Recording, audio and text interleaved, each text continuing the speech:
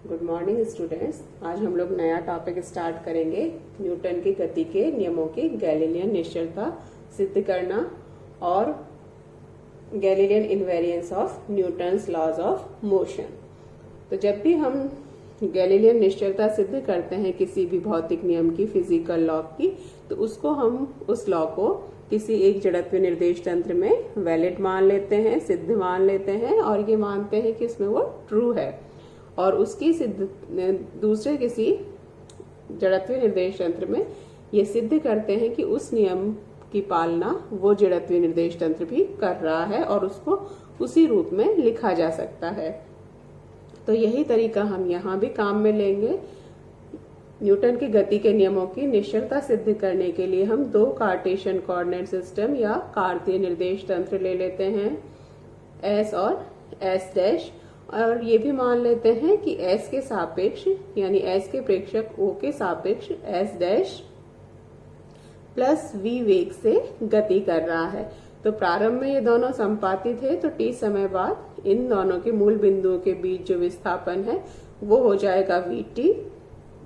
और इस तरीके से हम जो हमने पहले भी प्राप्त किए हैं स्थिति, वेग, त्वरण और बल के लिए रूपांतरण समीकरण लिख सकते हैं। R is equal to R dash plus V T, V equals to V dash plus V, A is equal to A dash और F equals to F dash. यहाँ जो डैश वाली राशियां हैं वो S डैश निर्देश तंत्र में हैं। अब हम सबसे पहले प्रथम नियम की निश्चलता सिद्ध करेंगे। तो न्यूटन के प्रथम नियम के अनुसार यदि पिंड पर कोई बल कार्य नहीं कर रहा है तो पिंड समान वेग से गति करता रहता है या उसका त्वरण है वो 0 रहता है।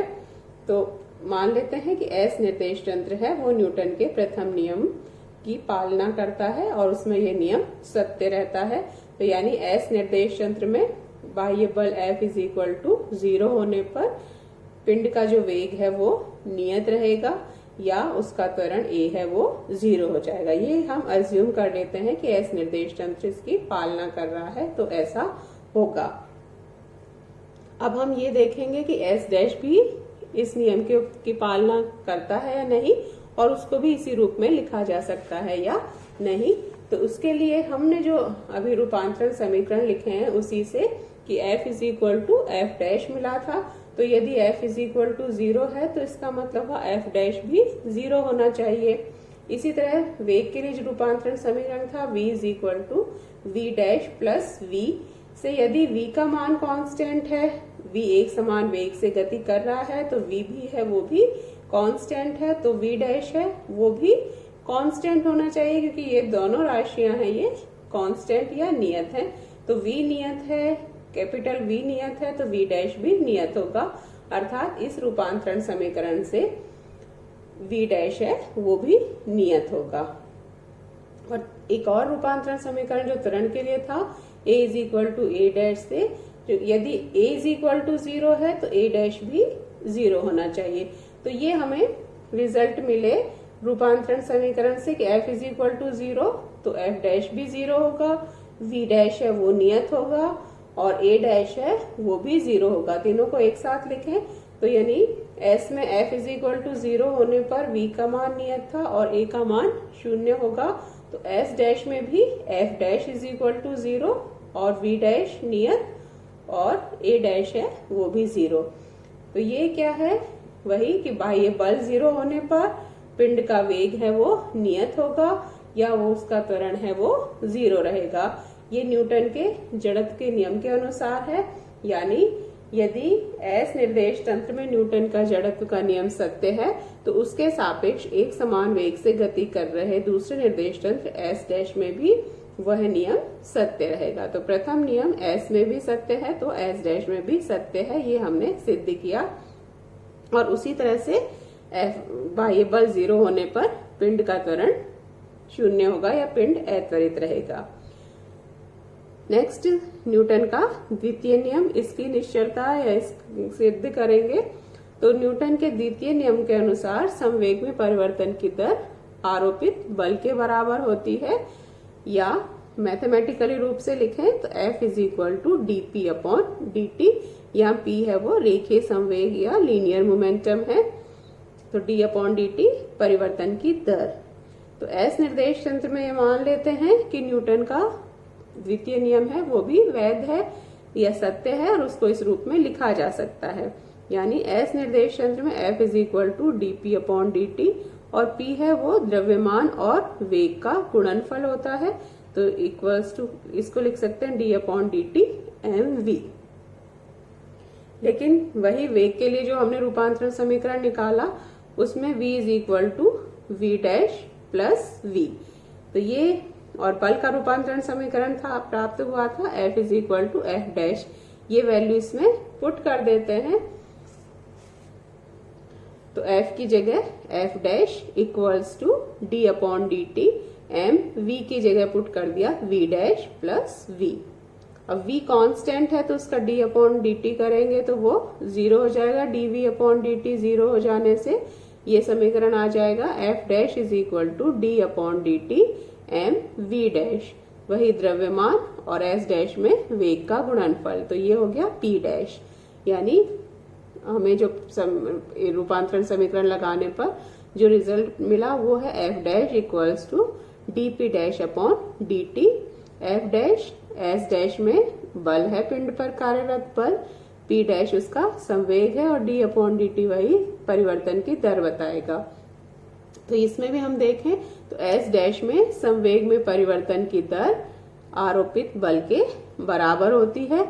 यही न्यूटन का द्वितीय नियम है। यानी न्यूटन के द्वितीय नियम के अनुसार s डैश में भी संवेग में परिवर्तन की दर आरोपित बल के बराबर है, या न्यूटन के द्वितीय नियम की पालना s डैश निर्देश तंत्र में भी होती है और उसको मैथमेटिकली या उसका जो रूप है वो उसी प्रकार का है जैसा कि s निर्देश तंत्र में रहता है। यानी इसका ना तो इसका पालन भी होता है और इसका रूप भी परिवर्तित नहीं होता, समान रूप में लिखा जा सकता है।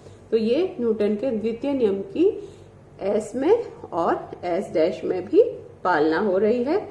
तीसरा नियम की निश्चलता सिद्ध करें तो तृतीय नियम है जो कि क्रिया प्रतिक्रिया का नियम है और इसके अनुसार क्रिया के बराबर और विपरीत दिशा में प्रतिक्रिया होती है और ये अलग अलग पिंडों पर कार्य करती है। जो पिंड जिस पिंड पर क्रिया हो रही है वो पिंड दूसरे पर प्रतिक्रिया करेगा और क्रिया प्रतिक्रिया का अर्थ है कि बल आरोपित करना। तो s निर्देश तंत्र में मान लेते हैं कि तृतीय नियम के पालना होती है और उसके अनुसार F12 = -F21। यानी दूसरा पिंड जो पहले पिंड पर बल लगा रहा है वो दूसरे पिंड पर पहले पिंड द्वारा लगाए गए बल के बराबर होगा परिमाण में, लेकिन दिशा है वो विपरीत होगी। ये माइनस साइन यही बता रहा है। फिर से जो हमने बल के लिए रूपांतरण समीकरण निकाले हैं कि F = F डैश से F12 हो जाएगा F12 डैश और F21 हो जाएगा F21 डैश, क्योंकि F = F डैश है। इसका मतलब हुआ कि ये पुट कर दें तो F12 डैश = -F21 डैश। यानी S डैश में क्रिया के बराबर और विपरीत दिशा में प्रतिक्रिया होती है जो कि न्यूटन का तृतीय नियम है। इसका मतलब हुआ कि S में यदि न्यूटन का तृतीय नियम वैध था या सत्य था तो उसके सापेक्ष एक समान से वेग से गतिशील निर्देश तंत्र S डैश में भी ये नियम वैध रहता है और उसी फॉर्म में इसको लिखा जा सकता है जिस फॉर्म में हमने S के लिए लिखा था। तो इससे वही न्यूटन के तृतीय नियम की दोनों निर्देश तंत्रों में सत्यता सिद्ध होती है।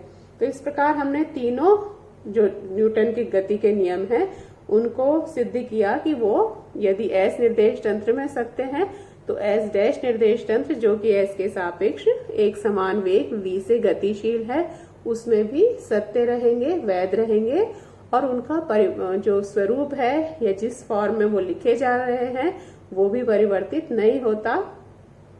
तो ये हमने एक स्पेशल केस लेकर यहाँ पर सिद्ध किया है कि एक समान वेग से गतिशील दूसरे निर्देश तंत्र जो कि जड़त्वीय होता है उसमें भी ये तो, लेकिन हम इसको किसी भी जड़त्वीय निर्देश तंत्र के लिए सिद्ध कर सकते हैं। जरूरी नहीं है एक समान वेग से गतिशील निर्देश तंत्र ही लिया जाए।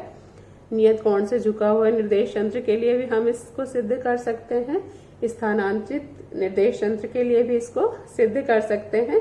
तो इससे हम ये सिद्ध होता है कि न्यूटन के तीनों नियम हैं गति के, वो सभी जड़त्वीय निर्देश यंत्रों में सत्य रहते हैं और उनका जो रूप है वो भी एक समान रहता है।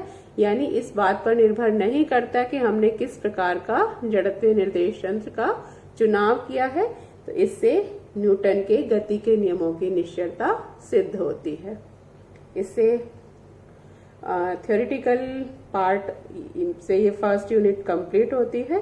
प्रॉब्लम्स हैं वो हम नेक्स्ट लेक्चर में करेंगे।